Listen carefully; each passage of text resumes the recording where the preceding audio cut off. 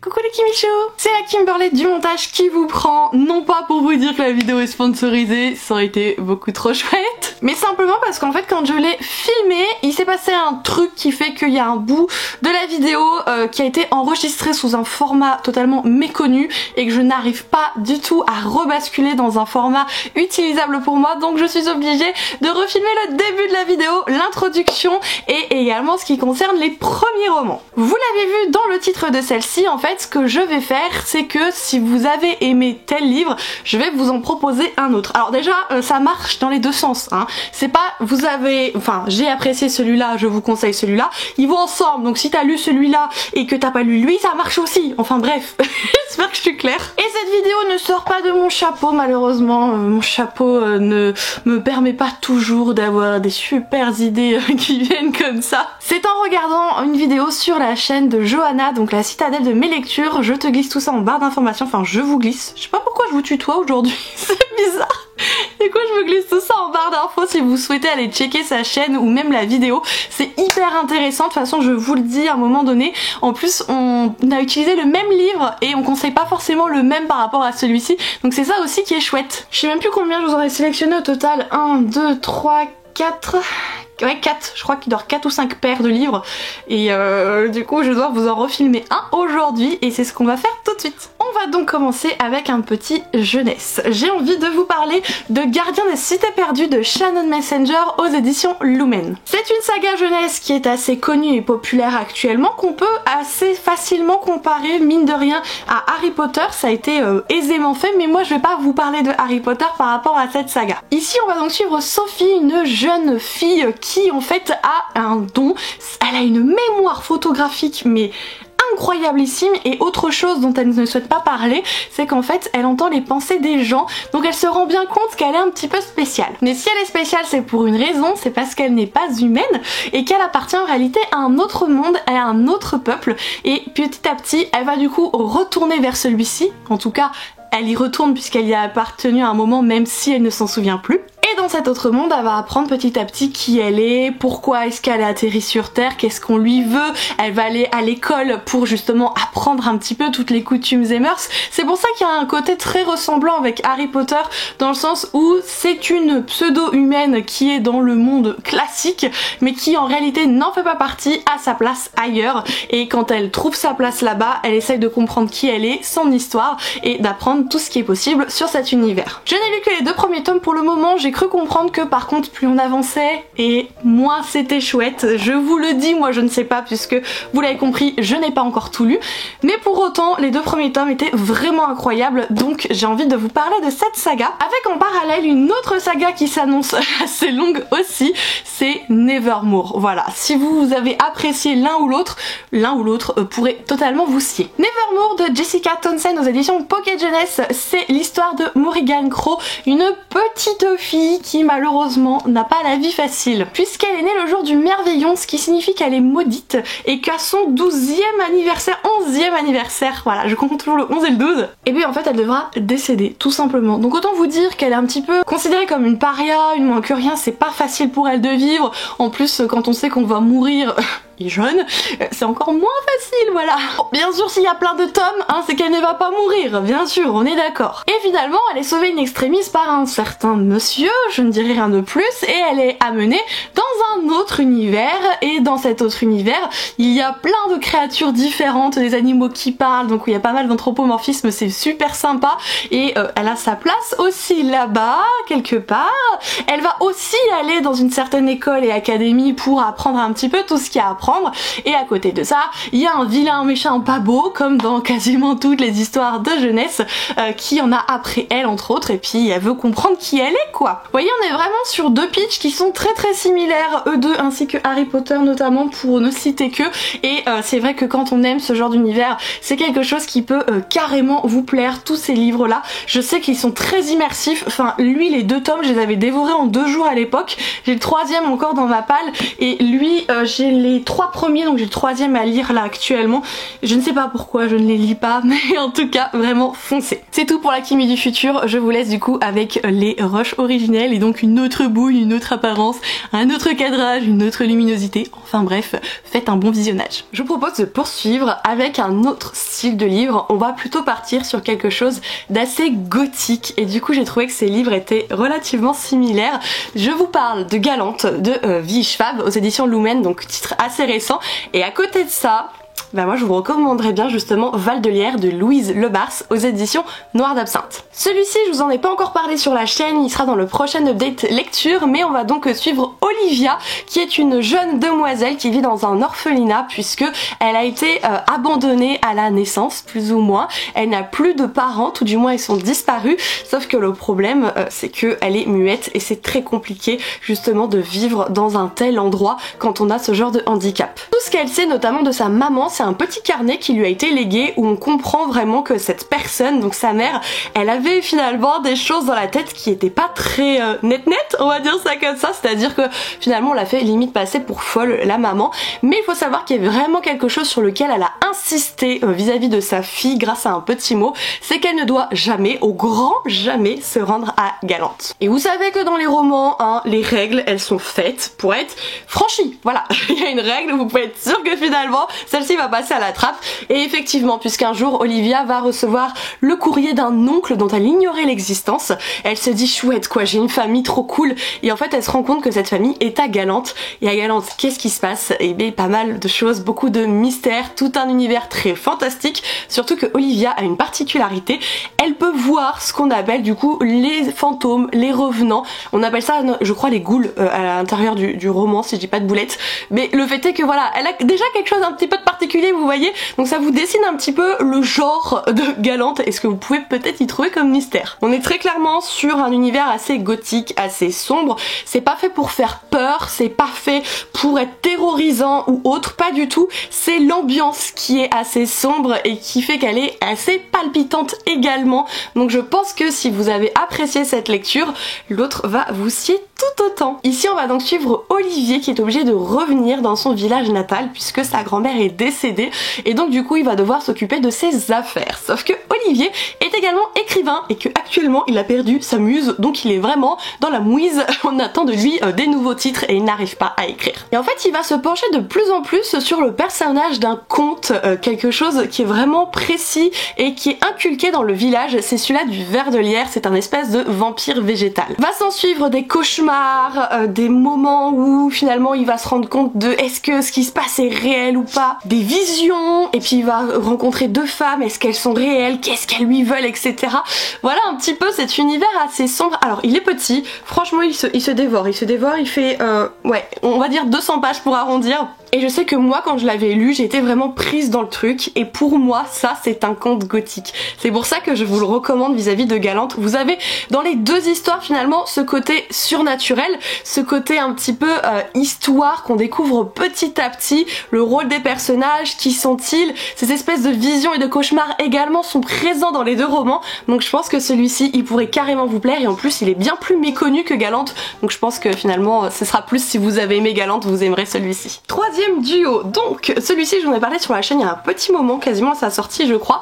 Tout d'abord j'ai envie de vous parler de Ford and Queens, donc de Astrid Schult aux éditions Casterman, et je vais vous dire que si jamais vous avez apprécié ce roman, moi je vous recommande Killing November de Adriana Matter aux éditions Pocket Jeunesse. Je vais pas rentrer dans les détails de ce résumé-ci, tout ce qu'il faut retenir en fait c'est que vous avez notamment, c'est écrit là de toute façon, vous avez 4 reines qui sont mortes, 3 jours pour déjouer le complot, 2 amours secrets, une fin que vous ne devinerez jamais. Ce qu'il faut retenir c'est le coup de complot, personne morte et il faut déjouer le truc, voilà. Là-dessus par contre on est sur quelque chose de beaucoup plus fantasy que ce qu'il va y avoir sur le roman de Pocket Jeunesse, mais pour autant l'intrigue est assez similaire, j'avais beaucoup aimé celui-ci, il y avait une notion dans l'histoire que je n'avais pas compris et que j'ai assimilé au fur et à mesure de ma lecture et du coup c'était comme une petite claque quoi, donc je me suis dit c'était vraiment sympa. Le plot twist aussi l'est, alors il est pas si indevinable que ça, voilà, c'est c'est peut-être pas français mais c'est pas grave, on peut le deviner mais on n'a pas forcément tous les éléments, je préfère vous le dire. À côté donc Killing November, c'est l'histoire de November, une demoiselle qui se retrouve en fait dans une académie. Elle a été envoyée là par son papa, sauf que le problème c'est qu'elle se souvient de rien, c'est-à-dire qu'elle se souvient d'avoir mis son cucu dans l'avion et puis elle se réveille là dans une pièce, dans un espèce de château un peu médiéval et tout, elle comprend rien, des gens lui parlent vraiment de manière très hautaine, elle se dit mais où est-ce que je suis tombée? Et en fait c'est une académie un petit peu spéciale où on n'enseigne pas les maths, la physique, chimie et compagnie, on enseigne l'art de lancer le couteau, l'art de la manipulation, les poisons, tout ça. Et dans cet univers, pareil, il va y avoir des complots, des personnes qui vont donc mourir et il va falloir faire en sorte de trouver et de comprendre ce qu'il se passe, sachant qu'ici November ignore tout de cet endroit, ignore tout de elle-même, tout comme ici notre protagoniste ignore pas mal de choses la concernant et elle ne pensait jamais prendre part à ce genre de complot et c'est exactement le cas de November. Voilà la similitude pour moi entre ces deux romans, c'est un tout petit peu plus tiré par les cheveux, là je vous dis c'est plus fantasy qu'ici, pour autant, sincèrement, je trouve que ça matche bien. Avant-dernière rococo. Alors si vous me connaissez, j'ai déjà parlé de ces sagas. De toute façon j'ai forcément parlé de tout sur la chaîne, où ça va venir, hein, vous l'avez compris puisqu'il y en a qui sont dans le prochain update lecture. Sauf que cela je vous embête un petit peu avec. Pas autant que le dernier duo, hein, je vous le dis tout de suite, mais je vous embête quand même assez souvent avec. J'ai donc envie de vous parler de La Reine Courtisane de Anna Triss aux éditions Black Ink. D'ailleurs Johanna, dont je vous ai fait mention au début de la vidéo, elle parle de ce roman qu'elle associe avec un tout autre, mais moi j'ai envie de l'associer avec la saga Accord corrompu notamment de Kelly Sinclair aux éditions Bookmark. Ici on a affaire justement à un royaume qui est dirigé par 4 éléments clans, donc feu, eau, terre et compagnie, et en fait ce qui va se passer c'est que le prince du royaume de feu va kidnapper toutes les princesses des autres royaumes en ayant zigouillé avant la personne qui tient le titre, donc le roi ou la reine. Il va kidnapper ces nanas, puis il va se marier avec elles et il va les flinguer derrière. Donc c'est à dire qu'il va devenir lui-même finalement roi de quasiment tout le royaume, on est bien d'accord, puisque s'il arrive à devenir l'époux de chacune d'elles, bah finalement il a la main prise sur ces éléments clans. Et donc nous dans notre histoire on arrive au moment où il s'attaque au dernier clan, c'est le clan de l'eau, et donc on va suivre la protagoniste qui a été kidnappée, donc la princesse, qui arrive du coup au château de l'élément clan feu. Elle sait qu'elle ne va pas y rester très longtemps puisqu'elle va épouser le prince et derrière il va la zigouiller. Voilà ce qui lui attend en termes de destin. Bien sûr il se passe des choses, bien sûr il y a des révélations et des complots, hein, sinon il n'y aurait pas tout un bouquin dessus. Je peux juste vous dire que ça a été un coup de cœur international si jamais vous avez complètement loupé mon avis dessus. Et ici dans Accord corrompu en fait on va suivre une princesse qui s'appelle Olina et qui a un voile devant son visage parce que sa mère l'oblige. Sa mère est la Tatuma, c'est l'équivalent de la reine si vous voulez, sauf que le souci c'est que elle ne s'est jamais vue et elle est très maltraitée par sa maman. Il va se passer quelque chose un jour avec un autre royaume puisque vous avez deux royaumes qui se battent depuis très longtemps et depuis peu la paix règne, donc pour autant c'est pas forcément quelque chose de très ancré, vous imaginez bien. Et lorsque des personnes de l'autre royaume vont venir, comme c'est fait fréquemment entre les deux justement royaumes encore une fois, le fait est qu'il va y avoir un meurtre. Donc pour se venger, l'autre royaume il va kidnapper la princesse. Et donc on va suivre les univers de notre princesse kidnappée dans cet autre royaume, dans ce château, avec un dirigeant cruel, tout pareil finalement que la reine courtisane. Alors elle sait qu'elle va mourir, elle sait juste qu'elle a été kidnappée, elle veut savoir qui a tué la personne quand elle était chez elle, et puis elle veut apprendre aussi qui elle est et pourquoi est-ce qu'elle est voilée, enfin pourquoi on l'oblige à porter un voile et personne ne peut la voir. Une personne a vu son visage quand elle était plus jeune, elle s'est faite zigouiller également, donc il y a tout un mystère là-dessus. Sincèrement foncez pour les deux. Alors lui il me reste le 4e tome à lire, c'est une saga en 4 tomes, vous l'avez compris. Pour autant, waouh, elle est vraiment géniale cette saga. Lui c'est un petit one-shotune, hein, mais mon dieu, one-shotune ou pas, Kleenex compagnie, bonjour. Sachant que derrière vous avez une autre saga qu'a écrit l'autrice, qui est la Guide des Ombres. Je crois que ça se passe bien avant la Reine Courtisane en fait, c'est dans un autre royaume, mais vous avez des personnages de la Guide des Ombres qui interviennent ici. Donc du coup on a une espèce de petit matchy entre ces deux sagas. Il ne reste plus que le dernier duo. Alors attention, mystère et boule de gomme, qui est-ce que j'ai pu mettre comme petit livre de mon cœur dans ce duo? Je sais que vous êtes tous en train de le hurler derrière l'écran là, je sais.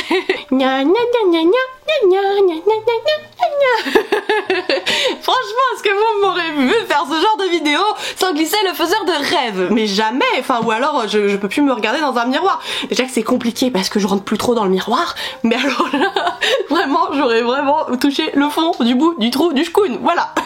Donc bien sûr je vous parle du Faiseur de rêves de Laini Taylor aux éditions Lumen.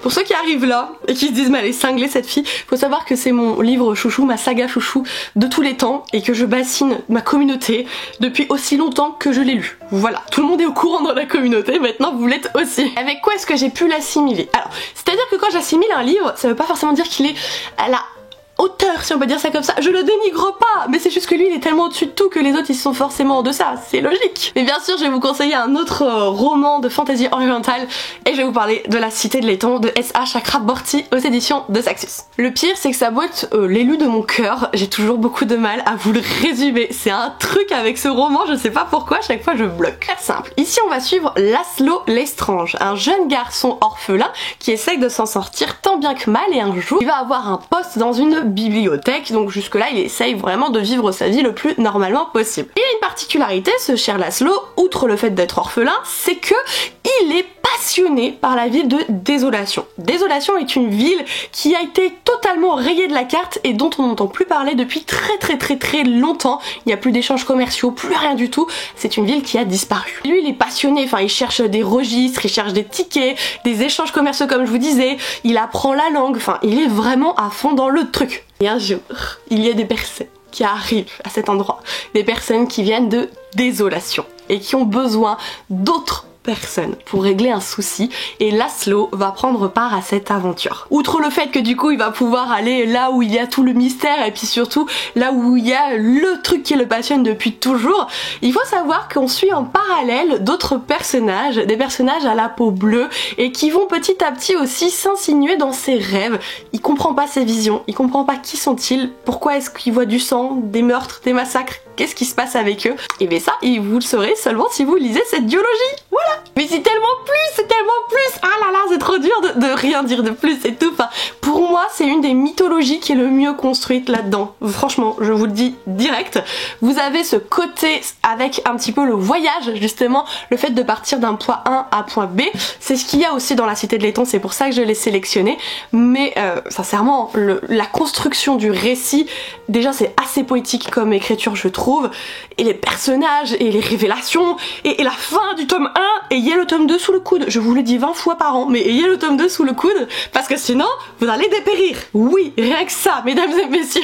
Moi je vais le lâcher, je vais passer à l'autre, mais j'ai pas envie de le lâcher. En plus Laini Taylor elle vient à Paris ce week-end, j'ai tellement les boules, vraiment les boules. Laissons les bouboules où elles sont, hein, et revenons-en plutôt à La Cité de Laiton. Ce premier tome appartient à la trilogie d'une saga nommée Daevabad. Alors c'est très Daevabad, ou je sais pas comment on dit, voilà, j'ai une prononciation horrible avec ce terme. Et ici on nous invite à suivre Nahari qui évolue au sein du Caire, qui est une petite voleuse qui fait pas mal de bis pour essayer de s'en sortir, etc. Et en fait ce qu'elle va faire un jour, lors d'un espèce d'événement, un peu un spectacle pour se donner un genre, elle va parler une autre langue en fait. Une langue qu'elle connaît, elle ne sait pas d'où elle vient, mais elle se dit que du coup ça fera le plus bel effet justement. Sauf que cette cruche, hein, voilà, il n'y a pas d'autre mot, on ne parle pas une langue qu'on ne connaît pas, hein, voilà, parce qu'on ne sait pas ce qui peut se passer derrière, et ce qui se passe derrière est assez terrifiant. À côté de ça, on suit des personnes qui évoluent à la Cité de Laiton, la fameuse Daevabad, et on suit notamment l'un des princes qui est le seul à être vraiment très simple et pas du tout imbu de lui-même. Il évolue auprès du peuple, etc.